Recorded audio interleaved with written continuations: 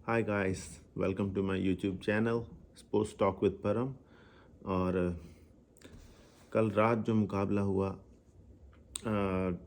Mumbai Indians और Kolkata night Riders का, जो एक रात मैंने पहले बोला था कि काफ़ी अच्छा मैच होगा, और 35-35% मैंने कोलकाता को दिया था।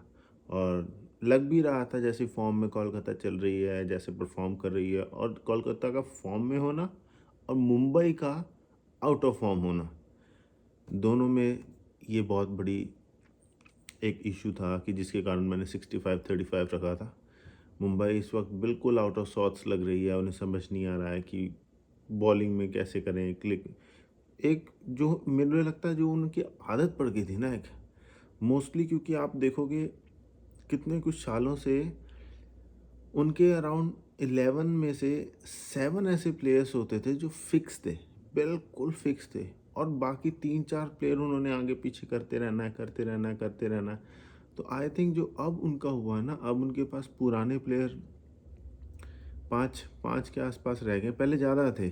और पहले उनकी जगह फिक्स थी, हर एक लॉर्ड जॉनसी थी उनके पास। जैसे दो फिनिशर अच्छे थे, दो ओपनर अच्छे हो गए और दो बॉलर अच्छे हो गए। तो बीच में वो अपने आप को सेटलमेंट करते रहते थे, आगे पीछे आगे पीछे आगे पीछे। बट अब क्या प्रॉब्लम आ रही है कि अब उन्हें पता सा चल नहीं रहा है कि उन्हें बैटिंग में और बॉलिंग में क्या करना है। सबसे बड़ा इशू मुझे लगता है कि आपने एक दो ऐसे जानों को जाने दिया जिसे नहीं जाने देना चाहिए था। अब आपने हार्दिक पांड्या को जाने दिया, जो कि मुंबई के लिए, इंडिया के लिए कैसा भी है वो अनफिट था, कैसा भी है, मुंबई के लिए उसने बंदे ने परफॉर्म किया है।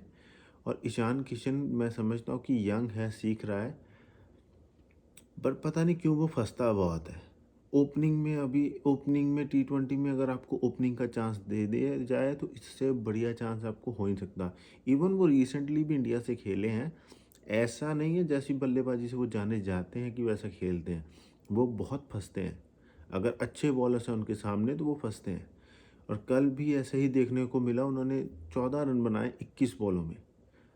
और 15 करोड़ का वो लड़का, 14 पता नहीं 15 करोड़ का वो लड़का, इतनी बड़ी बिड हुई उस पर।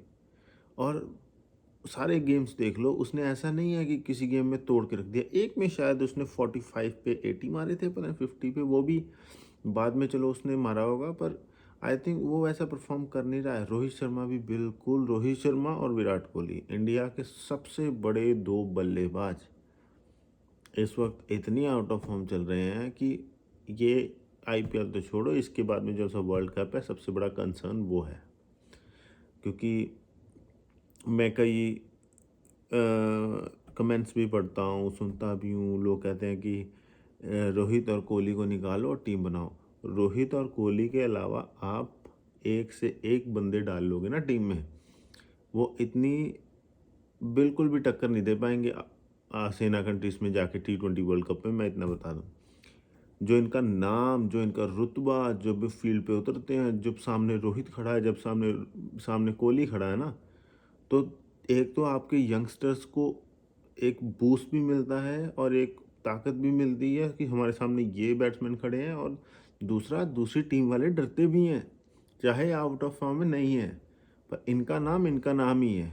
तो एक्सपीरियंस प्लस यूथ ही सबसे बेस्ट टीम होती है। अगर आप कह दो कि टोटली आप एक्सपीरियंस डाल लो, या आप कह दो टोटल यूथ लेके चले जाओ, ऐसे टीमें नहीं जीतती। सो बैलेंस होना चाहिए। तो हम आते हैं अब गेम पे, पर बहुत डिसअपॉइंटिंग शुरुआत हुई थी मुंबई इंडियंस की। रोहित शर्मा भी जल्दी आउट हो गए, ईशान किशन भी जल्दी आउट हो गए।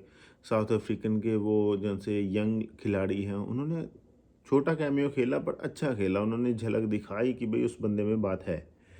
तो उसके बाद उनके सबसे बड़े डिपेंडेंट बंदे हैं जो उनसे अब पिछले 2 सीज़न से चल रहे, स्काई, उन्होंने फिर आके एक बार संभाला और फिर आके 50 मारी, अच्छी इनिंग्स खेली उसने।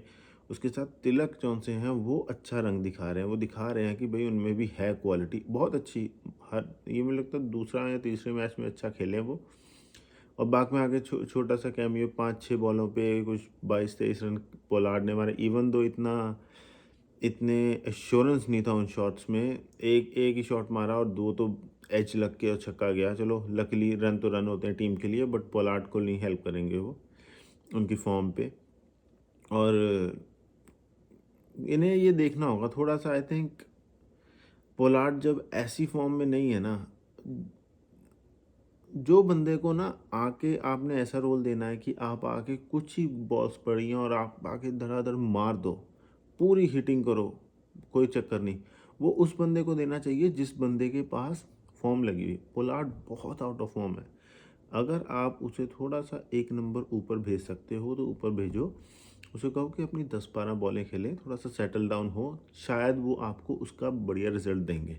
पर एकदम से लास्ट में 1 ओवर खेलना, आई डोंट थिंक सो कि वो उसके लिए रेडी हैं। वो बहुत ही आउट ऑफ सॉर्ट्स हैं। उसे उसे पता नहीं चल रहा कब से आउट ऑफ फॉर्म है वो, अभी उनके बस की नहीं है। और यही कि उनके उमेश यादव फिर से एक बार, उमेश यादव ने बहुत बढ़िया बॉलिंग की। एक अपने कप्तान पहले विराट कोहली को लेके चले गए, अब रोहित शर्मा को लेके गए। वो बंदा इस वक्त पूरी बढ़िया बॉलिंग कर रहा है। तो उसने, और एक इनके सलाम सलाम करके नया लड़का है, उसने 3 ओवर्स में 18 अच्छी बॉलिंग की। इन सब ने, कमिंस थोड़े से महंगे पड़े पर उन्होंने 2 विकेटें भी ली। तो विकेटें ले ली नारायण, फिर वही विकेटें नहीं मिली पर बॉलिंग अच्छी। उन्हें तो मारना बहुत मुश्किल है। चक्रवर्ती को मारना फिर भी इजी है, बैट्समैन मार लेते हैं, बट नारायण को मारना काफ़ी डिफ़िकल्ट है। तो इस सालों से प्रूवन प्लेयर है ये। आई थिंक सबसे बड़ी गलती है डिफेंसिव माइंडसेट। जो बॉल थोड़ा रुक के भी आ रहा था, बैट पे आ नहीं रहा था, पर फिर भी आप इतना डिफेंसिव नहीं खेल सकते कि आप ऑलमोस्ट आधा, आपने 10 ओवर्स खेल लिए हैं और आपका स्कोर अराउंड 55 पे 3 था।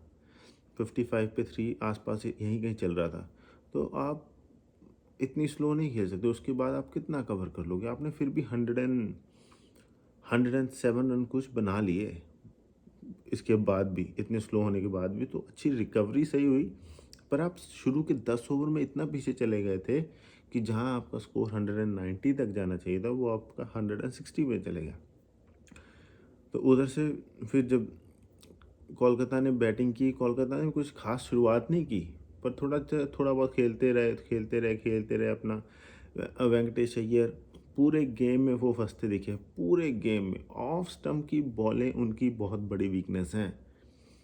अगर उन्हें आगे बढ़ना है तो उन्हें ऑफ स्टंप को सीखना होगा। अगर ऐसे ऑफ स्टंप को वो बिल्कुल खड़े होते हैं, उनका पैर नहीं चलता है और उसके बाद बस हाथ को घुमा देते हैं, एक ऐसे हाथ को घुमा देते हैं कि बैट लग जाएगा तो चले जाएगी, नहीं तो कोई बात नहीं। ऐसे नहीं खेला जाता गेम। ना उनका पैर पीछे जाता, ना उनका पैर आगे जाता है। जब ऑफ स्टंप की बॉल खेलते हैं, वो देखते हैं कि वो लेग साइड है, सीधी बॉल आती है, उसे लेग साइड मारते हैं वो। इतनी बॉल उनकी हिट हुई, और जो बॉल स्पेशली पिच करके उन्हें बाहर निकलेगी ना, वो तो उनसे खेलनी अभी मुझे लग नहीं रहा कि उनके बस की है खेलनी, और उसमें वो आराम से आउट भी हो जाएंगे। सो उनके पास ये वीकनेस है जो उन्हें काम करनी पड़ेगी। आगे इंटरनेशनल लेवल में जितनी साइंस है, जितने डाटा होते हैं, ये सब देख के बॉलर्स वर्कआउट करते हैं, और आपको बहुत मुश्किल आने वाली है अगर आपको चारों तरफ शॉट नहीं मारने आते तो। पर इसने, उसकी ये ज़रूर शाबाशी है कि उसने अटका रहा, पर वो मैच ख़त्म करके आया। उसने अपना विकेट गंवाया नहीं। इवन दो कि काफ़ी बार बचा, पर चलो ठीक है कि एंड में नॉट आउट वो मैच को, टीम को जिता के लेके आया। एंकर की उसने पूरी इनिंग्स। और ऐसे ही है कि श्रेयस अय्यर फिर नहीं चले आज। रहाणे भी वही है कि बस मुझे लगता नहीं है कि अगर इस बार रहाणे ने परफॉर्म नहीं किया आईपीएल में, तो आई डोंट थिंक कि अगले साल उन्हें टीम लेगी, मुझे नहीं लगता। और फिर रस सबको बड़ी उम्मीदें थी, पूरा स्टेडियम चीयर कर रहा था उनके लिए, बट उन्होंने मारी एक हिट बहुत, पर सेकंड हिट में बाउंसर पे आउट हो गए। काफ़ी कमजोरी है उनकी बाउंसर, क्योंकि आई थिंक हार्ड हिटिंग तो करते हैं, पर जौन सी स्लो विकेट होगी ना, अगर बाउंसर होगी उसे तो मार देंगे। अगर विकेट में थोड़ी सी पेस है ना, तो उन्हें वो टफ पड़ेगा। और आई थिंक मुझे चाहिए कि अगर जैसे वो विकेट छोड़ के खेलते हैं ना, उनको अपना माइंड सेट ऐसा बना लेना चाहिए कि अगर कोई बॉल तेज़ बाउंसर आती है तो उसे बैट लगा दें पीछे को, रादर देन उसे आगे को मारने के लिए, ताकि उनकी बॉल खड़ी ना हो। तो इन्हें ये एक दो चीज़ें सोचनी पड़ेंगी। बहुत सॉलिड बैट्समैन है, अगर चल जाए गेम कहीं से भी निकाल देगा, वो एक ऐसा बंदा है। और बाकी हमारे hero, superstar, rock star, beast mode में ऐसे आए थे ऑस्ट्रेलिया के कप्तान पैट कमिंस, जो बस बहा के ही ले गए सब कुछ। लाइक आप एंड्रे रसल से फॉर मे बी एक बार पूरे आईपीएल में ऐसी इनिंग्स एक्सपेक्ट करते हो, उससे भी आप बार बार नहीं करते हो। जैसी इनिंग्स कल पैट कमिंस खेल गए हैं, वो रोज़ रोज़ नहीं आती। और इवन वो खुद भी नहीं बिलीव कर रहे होंगे। हाँ, उसे बैटिंग आती है, अच्छा बैट्समैन है, मैंने कई चैनल्स में सुना भी, वो कहते हैं कि पैट कमिंस बैटिंग से कर देगा। बैटिंग से कर देगा, वो ऐसा बंदा है कि मैं एक्सपेक्ट करता हूँ कि 30 बॉल्स पे 40-45 तक कर देगा वो, 30 बॉल्स पे 45 तक। पर ऐसा नहीं है कि 14 बॉल्स पे 50 रन बना दे वो। पर उसने क्या क्लीन हिटिंग की है बंदे ने, क्या क्लीन हिटिंग की है, बहुत ही बढ़िया। मतलब 1.5 ओवर में बंदा मैच उड़ा के ले गया। वो तो सोच रहे थे कि चलो 20 ओवर में अभी बॉल्स हैं, मैं तो मतलब 2 ओवर लगा लो, चलो 2 ओवर में बंदा मैच ही ले गया एकदम से। एक ओवर डेनियल सैम्स का 35 रन। लाइक 35 रन क्या कर रहे थे आप सैम्स। मुझे तो सैम के समय नहीं आती, मुझे ऑस्ट्रेलिया में भी उसकी अभी बॉलिंग याद आती, जहाँ हार्दिक पांड्या ने छक्के मार के उसे मैच इंडिया को जिताया था। तो वो स्लोअर वन भी जब फेंकता है ना, तो वो बिल्कुल हाफ वॉली फेंकता है बैट के नीचे। स्लोअर वन होनी चाहिए, या तुम बिल्कुल शॉर्ट बॉल फेंकते हो या फिर तुम गुड लेंथ पे फेंकते हो, कि थोड़ा टाइम मिलता है, जल्दी लेंथ रीड करने में थोड़ा टाइम लगता है। बट आप बिल्कुल ही हाफ वॉली फेंकोगे, चाहे वो पेस से है चाहे वो स्लो से है, T20 में बाहर जाएंगी बॉलें। तो वही हुआ है डेनियल सैम्स के साथ। और वो सीखने को फिर भी नहीं मिलता। अगर शॉर्ट पिच फेंकते हैं तो शॉर्ट शॉट नहीं मारते वो, इस हाइट में शॉट देते हैं, चेस्ट हाइट में शॉट देते हैं, तो आपको तो बैट्समैन मारेगा बाहर। तो आई थिंक मुंबई के पास कमज़ोरी है उनकी बॉलिंग भी, और बैटिंग तो चल ही नहीं रही उनके पास। तो मुझे ये नहीं समझ आया, ठीक है वो साउथ अफ्रीकन यंग लड़के ने अच्छी बैटिंग की आज। टिम डेविड बहुत तगड़ा फिनिशर है, आपको ये बात माननी होगी। और आप जब किसी को 7-8 करोड़ में ख़रीदते हो, तो आप कोई ना कोई भरोसा जताते हो, और भरोसा तभी लोगे, उससे काम तभी लोगे जब आपको खिलाओगे। 2 गेम्स के बाद आप उसे बाहर नहीं निकाल सकते। आपको टिम डेविड रखना ही पड़ेगा, क्योंकि आपको पता है कि आपका पोलार्ड बिल्कुल आउट ऑफ फॉर्म चल रहा है। तो इन्हें टिम डेविड को वापस लाना पड़ेगा, और साथ में पोलार्ड को रखना पड़ेगा, ताकि तुम्हारे पास 2 जल्दी अच्छे फिनिशर हों। ठीक है, और पोलार्ड को 1 नंबर ऊपर करो, टिम डेविड को पोलार्ड की जगह करो। तो ऐसे इन लोगों को खिलाना पड़ेगा, और रोहित को परफॉर्म करना पड़ेगा, रोहित को परफॉर्म करना पड़ेगा। बुमराह के साथ इन्हें 1 या 2 बॉलर ऐसे चाहिए। मुर्गन अश्विन ने अच्छी बॉलिंग की आज, अश्विन ने अच्छी बॉलिंग की, 4 ओवर में 24-25 रन देके 2 विकेटें ली उसने। तो बुमराह के साथ फास्ट बॉलर कोई ना कोई एक आधा, जैसे पहले बोल्ट होते थे, ये होते थे, ये बंदे, ये क्वालिटी थी इनके पास। अब वो क्वालिटी नहीं है। सैम्स को कौन खरीदता है, पता नहीं क्या सोच के इन्होंने सैम्स को खरीदा है।